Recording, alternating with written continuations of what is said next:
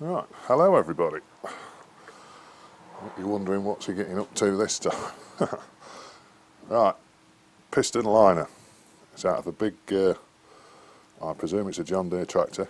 It's one of the liners out there, and they've got this one out, but they want me to make them a puller type thing to get the next lot out.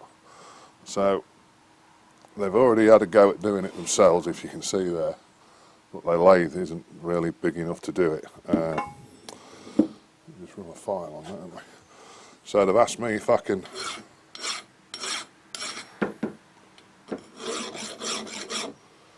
it's tough. They've asked me if I can machine it down for them. So what we need to do is, see that? We need to measure that diameter there. Just, there's no precision really on this, it's just, so the outer bit, what's that? 114 mil. So we need to machine that down to 114 mil, so it's the same diameter of that, and then put a recess on the inside to match the inside of that. Like I say, this is not a precision job, it's what we got there. 115, 116 mil. So that's the first bit of a job we've got to do. So we'll get that, we'll get this bit chucked up in a minute and give it the beans, see how it goes. And then as soon as I've got that done, I want to do these. Now this is the bolt that holds the wheel hanger underneath the back of my van. That piece there does actually come out, look. That's one of them silly anti-tamper things. Well, I don't think anybody's going to pinch the wheel from under my van because it's a rusty wheel, the tyre's not brilliant.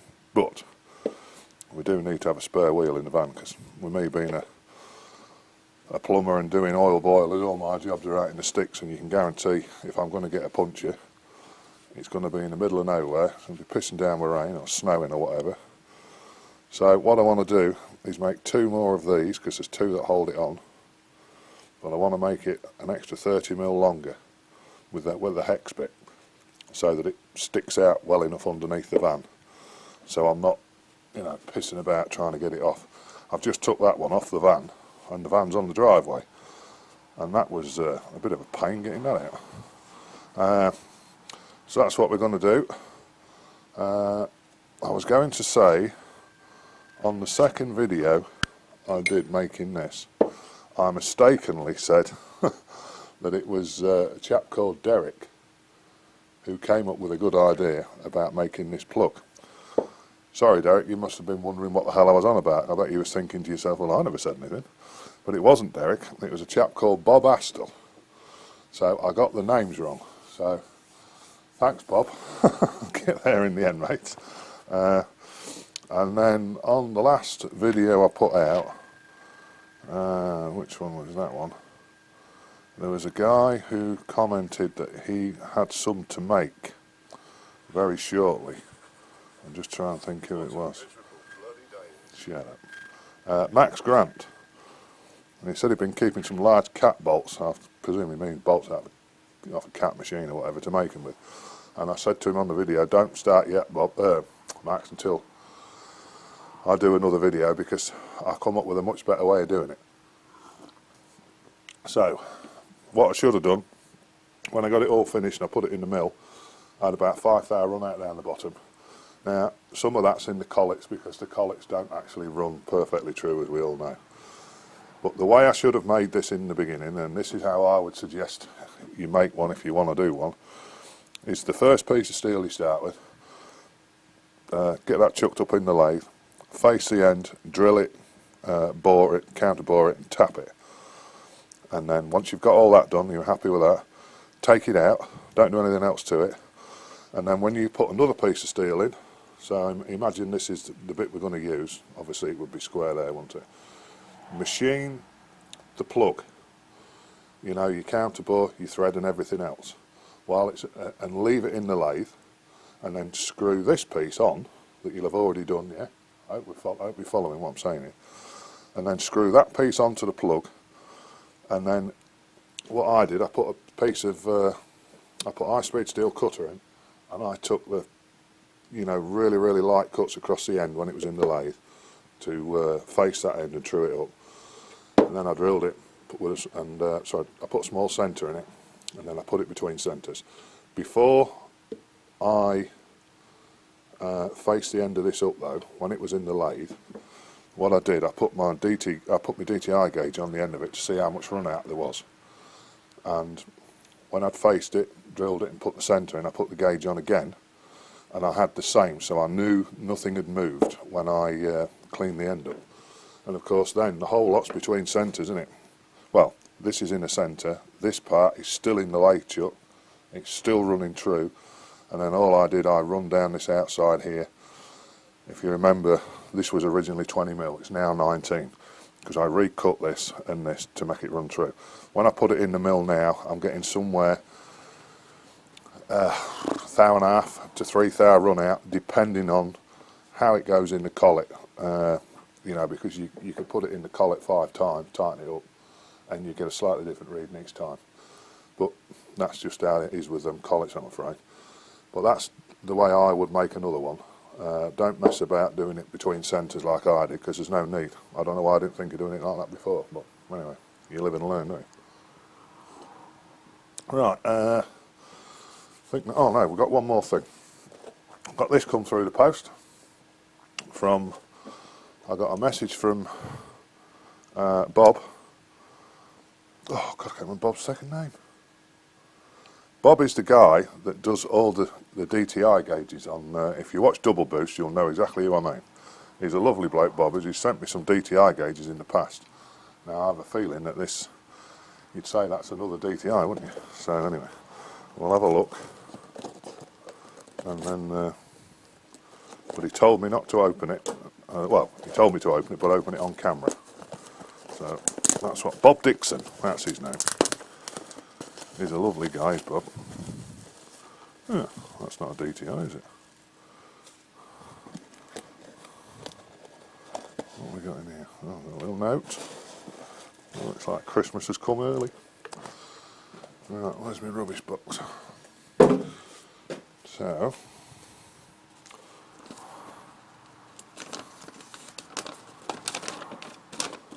what does this say? Oh, he's tap wrench. He's obviously bought it and hadn't given my address. Oh, cheers, Bob. That's really kind of you, mate. Put that over there. Let's have a look. It's a little one, isn't it? Look at that little beauty. What is it? It's Picador. That's a lovely little tap wrench, that, isn't it? Cheers, Bob. That's really kind of you, mate. You're going to love this. I suspect you sent me this because when I was doing that video before, when I was tapping the end of that, I was complaining about my snap-on tap wrench, wasn't I? Saying that I didn't think it was very good. So after that video, I decided to go on onto our Fleabay site, as we do. I bought 2 more. But would you look at that? I bought that one, which is a 9-inch one, and then that's the next one down. And then you've just sent me that one, Bob. So I've got the full set now, boy. I don't know what make this one is. But, oh, wow. Well, there we go. Say trouble always comes in threes, don't it? Well, that's not trouble, is it? But it's come in threes. Cheers, matey. I really appreciate that, Bob. It'll go in my little drawer with all my taps and dies with these others. I've got the bigger version of this as well, which is another, well, it must be 12-inch one. So I should be alright for tap wrenches now. Although this one I bought, I must admit the jaw bit in there is not particularly brilliant. Let me get in there. But I may just be able to dress that up with a file. Although I imagine that somehow would come out and I could actually make another one of those, couldn't I? But, yeah, well that's, yeah, well chuffed. Right. We'll get this bit in the lathe then, and we'll see if we can do out with it, shall we? If I can't turn it, I'm going to have to find another piece of steel and make a completely different plug. But anyway, we'll give it a go, eh?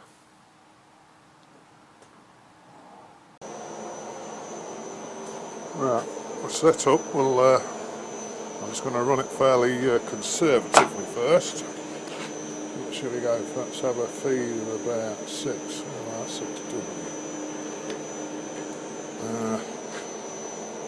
I'm running at 175 RPM.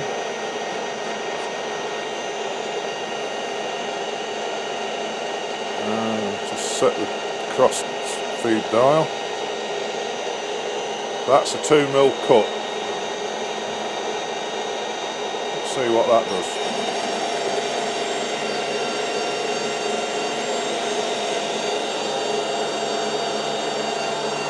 Is that alright?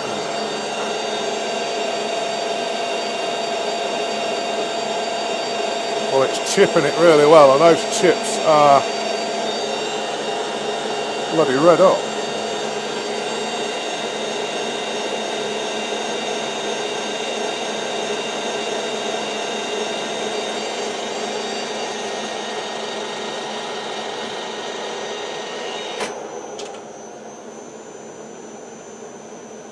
Well, it's a glass finish. I don't really think I want to be going any quicker than that. So we'll stick another 2mm on it, and then we'll see how she goes.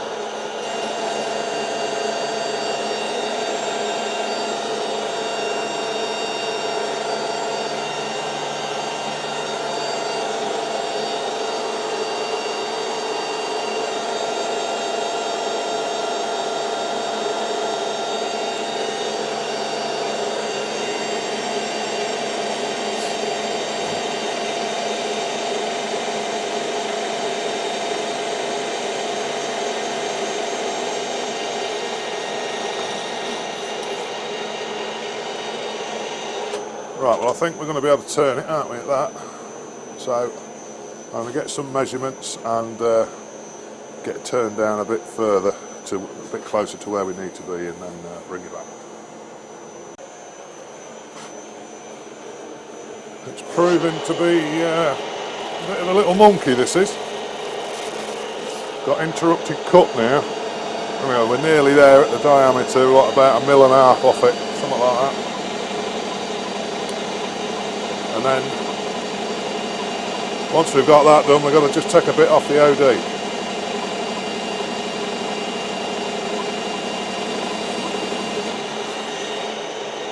But it's certainly is tough stuff.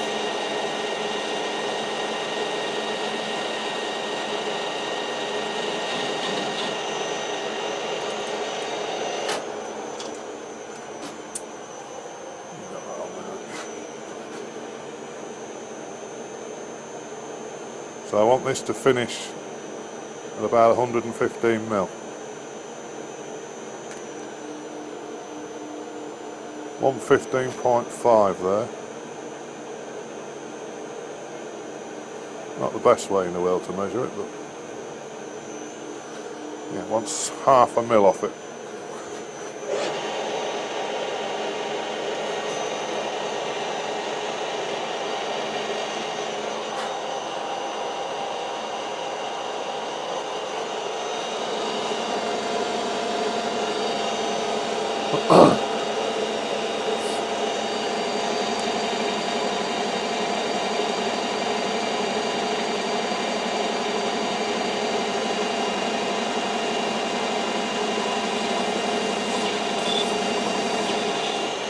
Just going to do a spring pass. I've slowed my feed down as well. I'm only running about 3 thou per rev. Pardon me. Let it take that bit off, and then we'll have a quick check.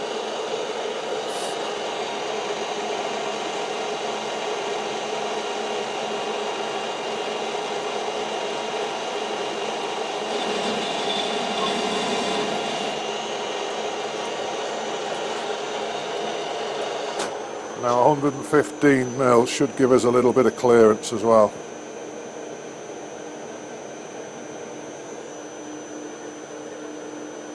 And about 400ths. We've got a bit of a sticky cough today. We're about 400ths of a millimetre out. Right. I've got just a little bit of wiggle on that, look, and that's what I wanted. Well, the camera will pick it up with it. You can see in there, look, it's not the best finish in the world. You can see where they've been thrashing this one to get it out. So, right, that's that.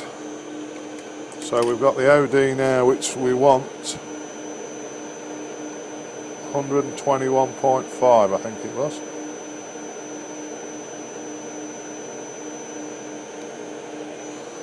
And there we've got, was it 121 point? Yeah, 121.5. We've got 123.5. Right, let's check that.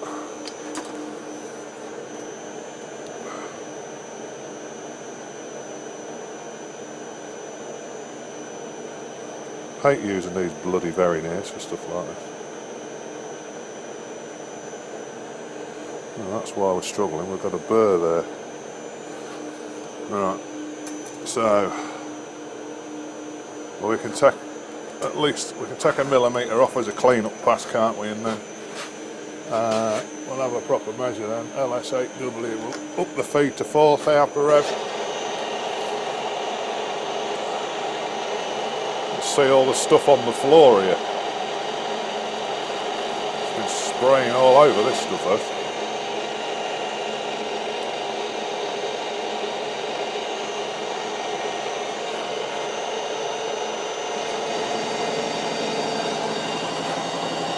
Hear it now, can't you, thumping?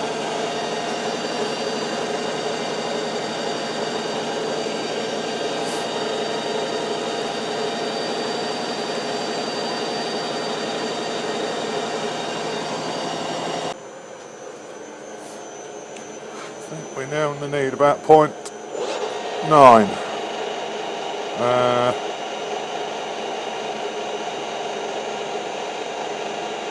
Going to set 0.8 of a mil, and then we'll have another quick check.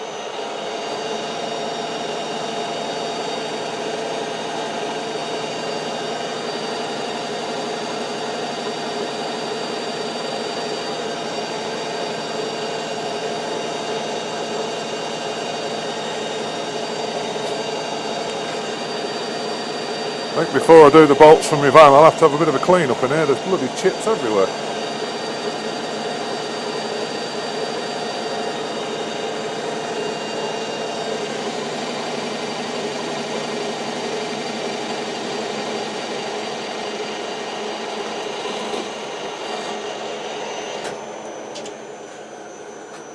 The place where this has come from, they have a small Harrison lathe.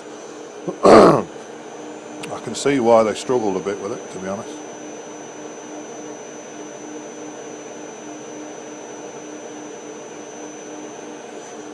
Right, what we got there?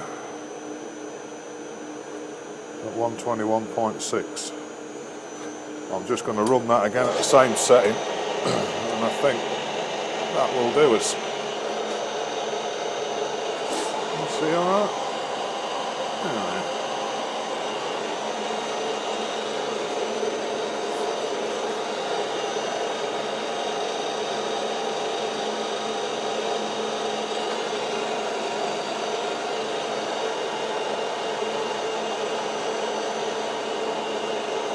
What this company does, they they have a lot of old John Deere tractors and stuff like that. I think it's mainly John Deere what they have, and they tend to get old tractors in that are no longer going to be used and strip them, take the engines out, rebuild the engines so you've got like a brand spanking new engine and all that kind of stuff, and they sell on the engines and spare parts and all that, so they're always quite busy. We're 4/100ths of a millimetre below, but I think that will. I know what I did want to do. I just wanted to just clean up the inside of that lip there.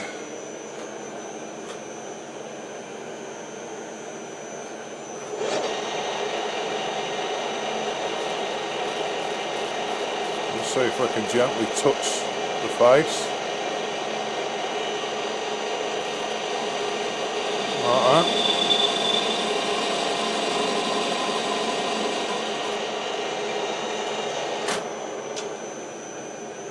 That's that done. Right, let's break some edges. Where's me, where's it gone? Start with that real nasty one in the middle there, shall we?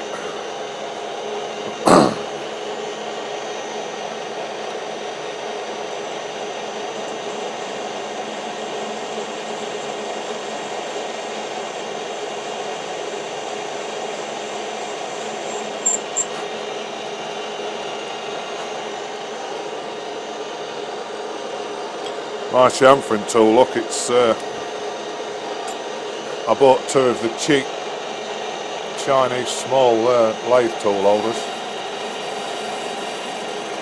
Just mounted them both in the same tool holder.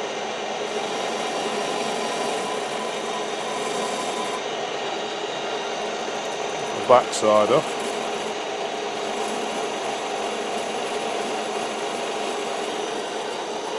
Oh, swarf gone down my neck. That bastard, that was down the back of my shirt.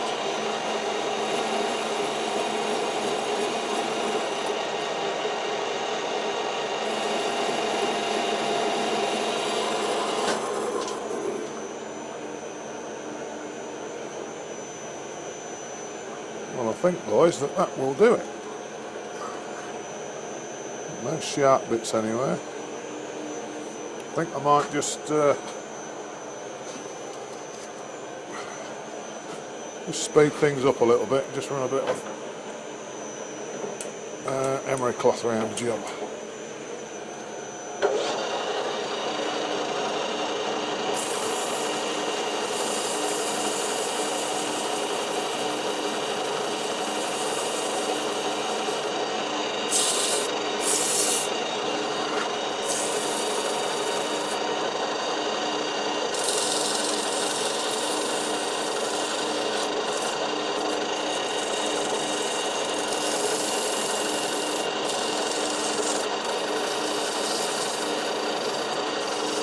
Makes it look like we've tried a bit then, doesn't it?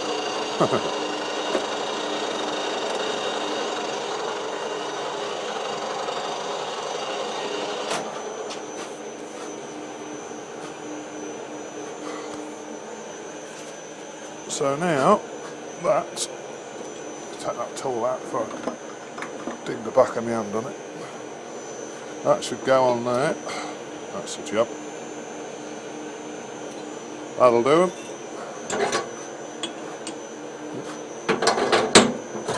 Wrong chuck key.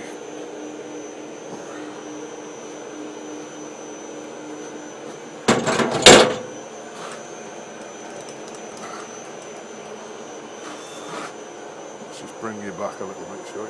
Oop, wrong way.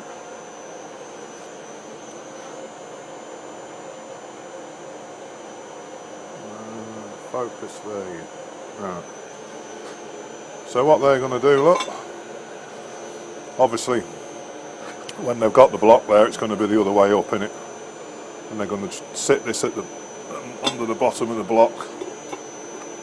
They've got another piece what's going to go on the top, and then they're just going to put a piece of oil thread or something through there, and then use this to pull the piston through.